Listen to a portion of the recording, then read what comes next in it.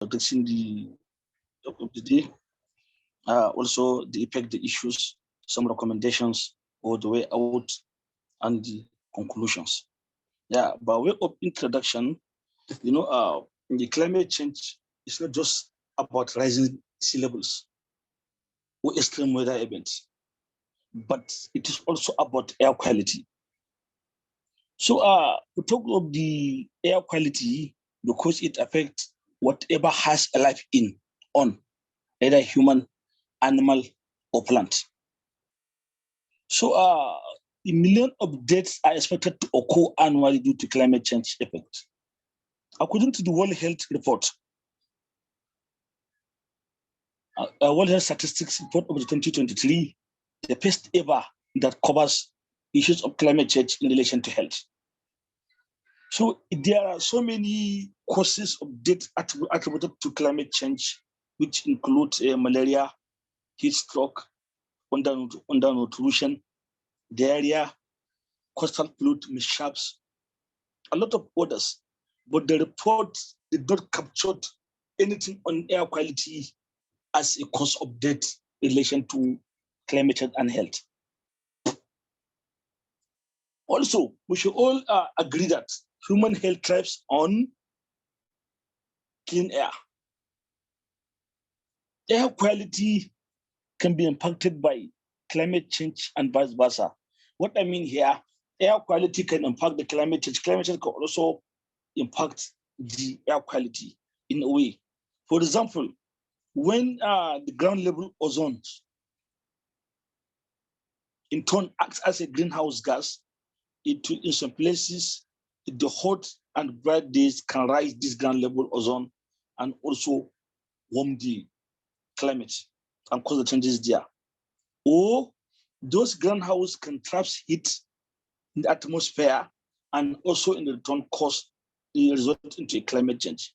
In whichever way it is, there it will be the end will be the production of air pollutants, which at the end can impact the air quality. Also, the relationships between climate change, and climate change and air quality, it is there in the opens, but yet not much statistical support has been provided on that. However, these climate changes, like the particle matters, will congest the air. And the pollutant drives from the sources of this air pollution, like forest fires, or the fossil fuels emanating from either transport, domestic, or industrial sources. All these fossil fuels can impact the air. And these particle matters become the forefront air pollutant. And as such, altered air quality. So research is being done on some of these aspects of to try to provide fact or empirical evidences on these relationships under specific location or between the air quality,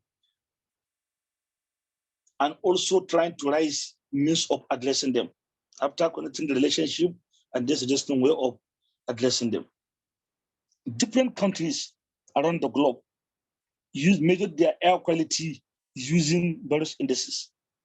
For example, like in Singapore, pollutant standard index is used. In Malaysia, air pollution index is used. While in Canada, they call theirs air quality health index, air quality health index.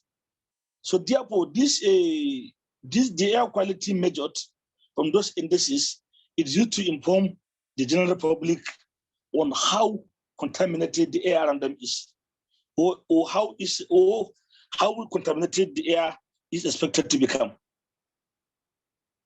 Also, this air quality indices is determined using air quality measuring meters, which is also try to understand the dangers the air quality may present to the general public, particularly to the vulnerable population groups such as young and the aged, and also those with a underlying existing condition, such as respiratory or cardiovascular conditions.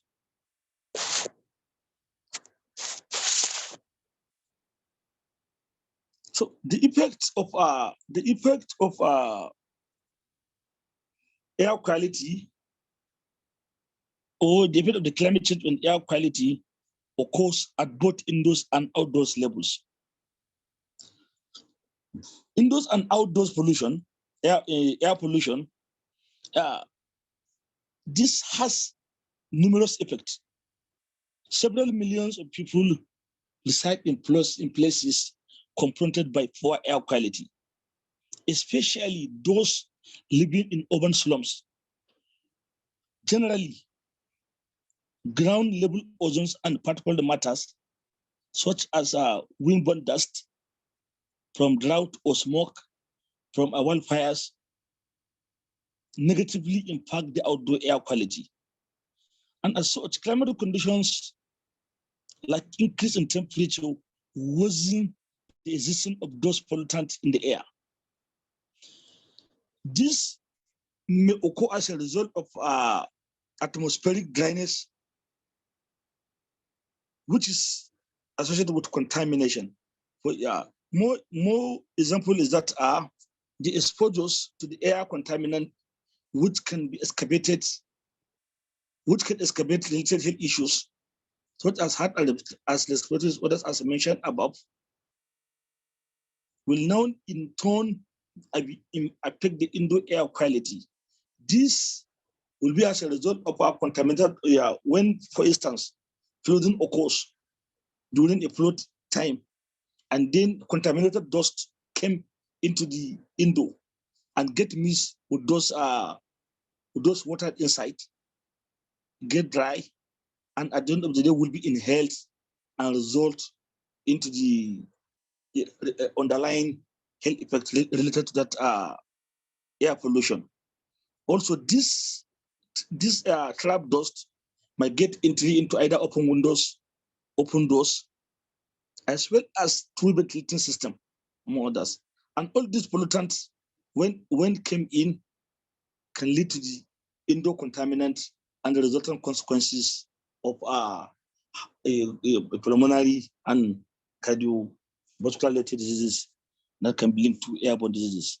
Moreover, as precipitations and storms brought in by climate change increase, so too may mold, maybe dust mite, some germs, and other contaminants, which can also affect the plant life, such as, for instance, when these contaminants get together on a plant, may be able to influence the ability of the photosynthesis, the susceptibility to disease, and also may slower the growth rate of that plant.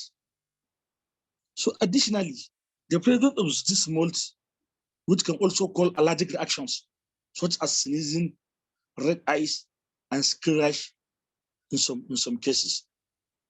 So wildfire smoke, for example, most of the wildfires are strongly linked or correlated to respiratory conditions. This may develop once exposed to the wildfire smoke.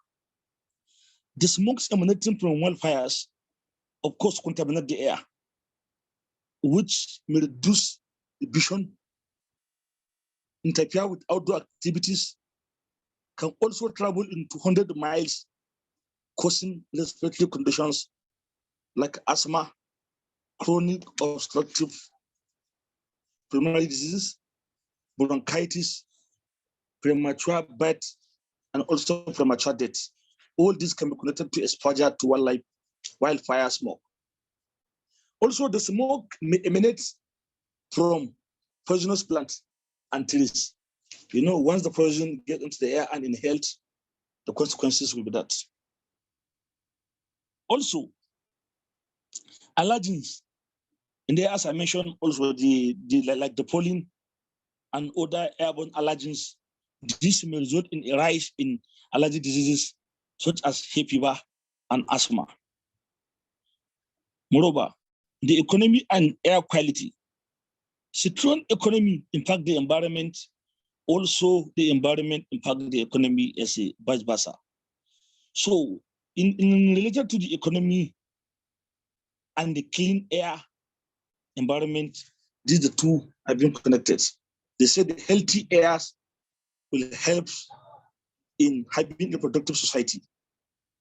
So air pollution reduction in the 20s, as reported elsewhere, abated over 230,000 deaths, a premature death, around 200,000 heat attacks, over 100,000 of hospital visits, 17 million lost work days, etc.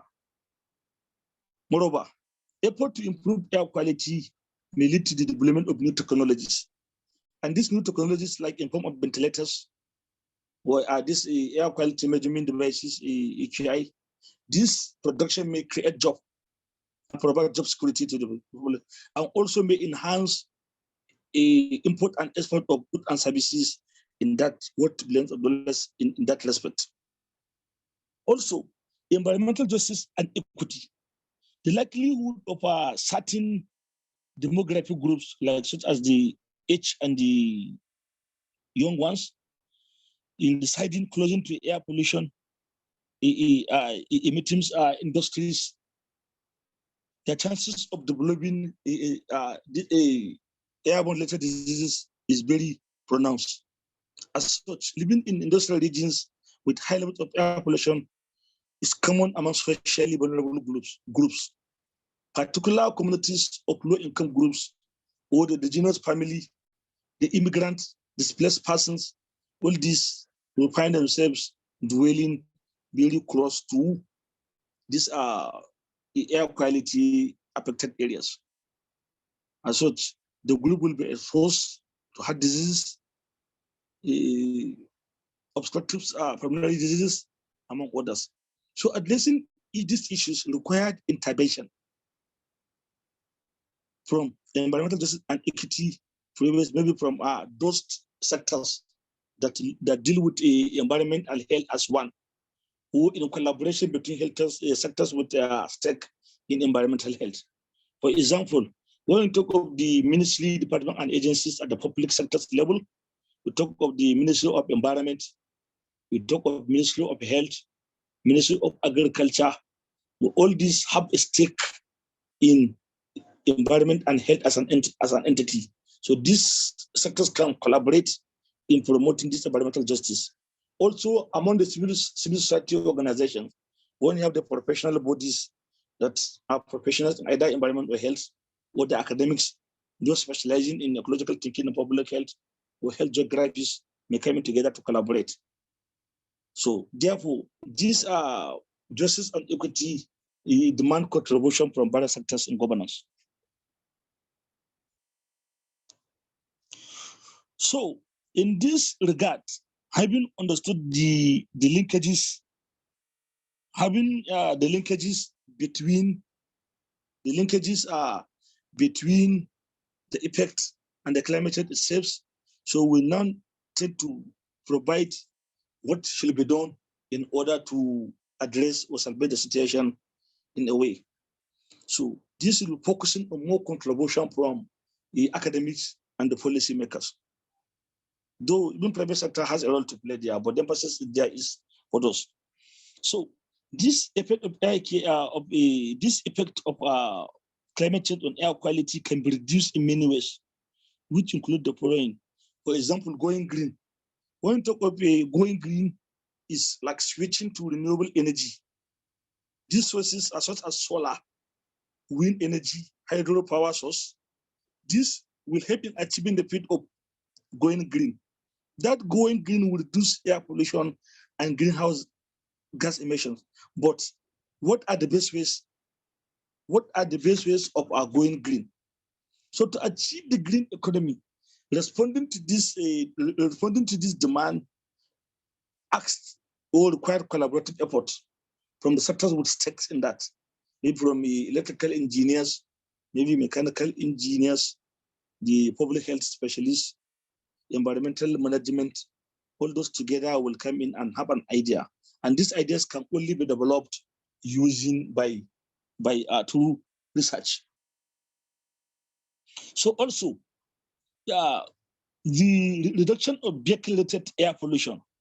This demand a coordination from the public sector, the government.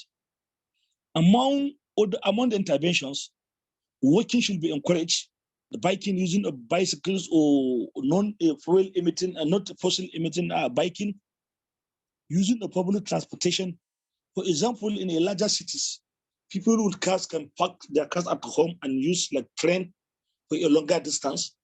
So this might contribute to reduction of the smoke emission that can result into climate change. So therefore, using the public transportation will surely minimize the transport-related pollution. Other advantages can also be leveraged. What is it to be done to reduce this related pollution that will improve air quality? So all these approaches should be considered by policy and decision makers. Enhance air quality within the residential areas. For example, our community and stakeholders can collaborate to enhance and improve environmentally friendly performance. People prone to air pollution, so that people that can be able to breathe in those airs. How can this air contamination be avoided and enhance air quality? It can be achieved through advocacy and health education. How will this effort be achieved? Approaches toward the enhancement of air quality should be simple. This one can be done by identifying research gaps in this aspect and conduct research and address them. Tree plantation. Planting of trees can improve the emanation of good air for consumption, because between the carbon dioxide is created by the human and the oxygen is created by the trees, there will be balance in the air quality when more oxygen is being produced than the carbon dioxide. So planting of trees is very important. Also, wildfire should be controlled. Attention should be paid to the weather patterns and the direction of drought and its intensity through intervention like climate change surveillance. For example, when the environment is dry, when it is hot and windy, so every activities that involve fire or sparks should be avoided. So this avoidance of this should minimize the getting of these fire particles into the dry leaves that will escalate the fire. Also, the use of air quality index. The result of that index monitoring should be complied with. Outcome of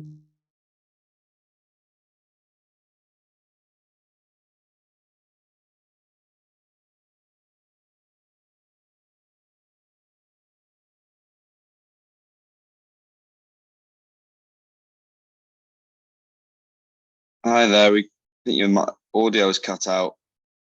Can't hear you.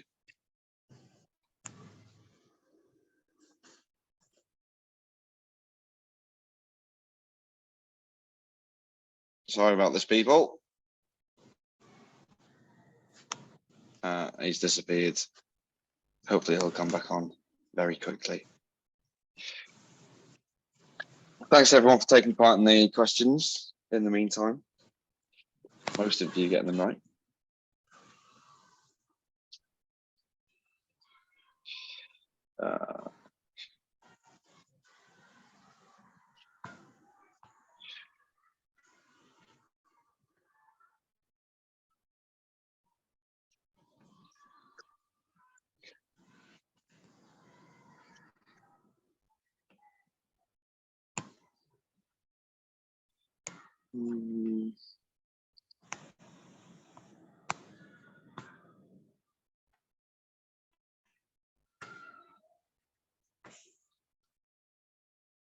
Suppose in the meantime, we could all introduce ourselves. If you want to put it in the chat where you're from. I know we've got a rather global audience. Oh, here we go.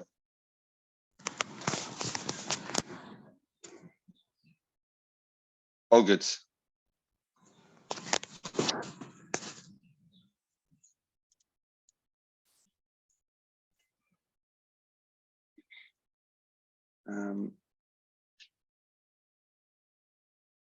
If you could unmute Umar Ibrahim, that would be excellent. Okay, sorry, please. It's So okay. discussing on the air quality index.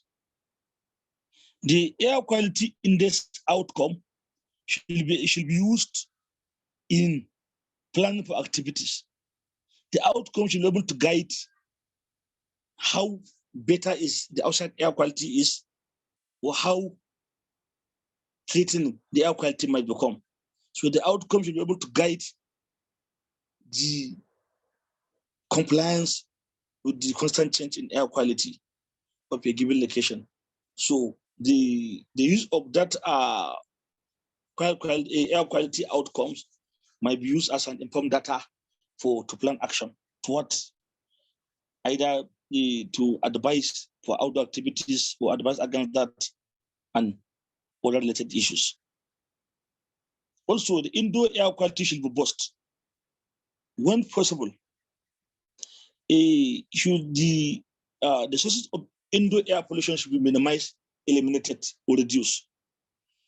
So employing high efficiency filters in heating, ventilation, and air condition systems. This one should provide a certain result in boosting the quality of the air inside outdoor. Also, and the effect of air quality should be analyzed.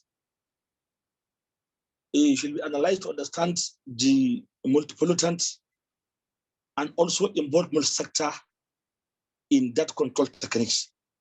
So as like the emission of greenhouse gases and other air pollutants should be conducted through transdisciplinary approaches that involve transdisciplinary research or project or approaches. National portal registry should be established. When I want to talk of the national, because various occurrence of this air quality from different aspects of the country should be able to be developed and monitored, so that every location of the country should be able to understand a specific issues, specific challenges on air quality of a specific region for a specific solution, because no single framework can address all that. So as such, national data repository should be kept to inform today's decision against tomorrow's improvements. So, and this can also be done through monitoring and evaluation approaches. Also, the involvement of non-governmental organizations is very important when it comes to addressing the effect of climate change on air quality, because more especially through advocacy and on behavior communication change.